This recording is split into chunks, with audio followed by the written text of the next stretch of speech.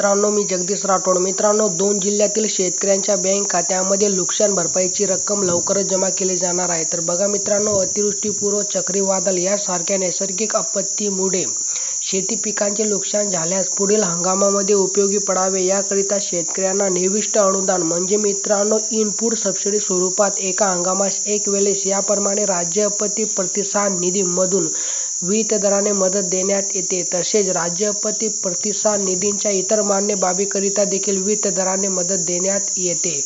शासन निर्णय महसूल व वन विभाग दिनांक 27/3/2023 अन्वये राज्य आपत्ती प्रतिसाद निधीचे निकष व दर विहित करण्यात आले आहेत. केंद्र शासनाने विहित केलेल्या 12 नैसर्गिक आपत्ती व्यतिरिक्त राज्य शासनाने दिनांक 30/1/2014 अन्वये अवेळी पाऊस, अतिवृष्टी, वीज कोसळणे, समुद्राची उधाण व आकस्मिक आग या स्थानिक आपत्तीमध्ये बाधित होणाऱ्या नागरिकांना मदत देण्याचे धोरण निश्चित केले आहे. तसेच दिनांक 22/6/2024 च्या शासन निर्णयान्वये सततच्या पाऊस हे नैसर्गिक आपत्तीत घोषित करण्यात आले आहे. तर बघा मित्रांनो, पहिला जिल्हा मित्रांनो पुणे विभागातील सातारा जिल्ह्यातील शेतकऱ्यांसाठी या ठिकाणी मदत मंजूर करण्यात आली आहे.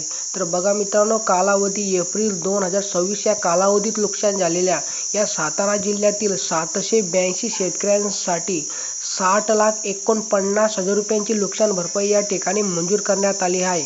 आणि लवकरच या जिल्ह्यातील शेतकऱ्यांना नुकसान भरपाईची रक्कम वाटप केली जाणार आहे. तर मित्रांनो, दुसरा जिल्हा बघा, रायगड जिल्ह्यातील 13 शेतकऱ्यांसाठी 66,585 रुपयांची नुकसान भरपाई या ठिकाणी मंजूर करण्यात आली आहे. आणि या रायगड जिल्ह्यातील शेतकऱ्यांना नुकसान भरपाईची रक्कम लवकरच वाटप केली जाणार आहे.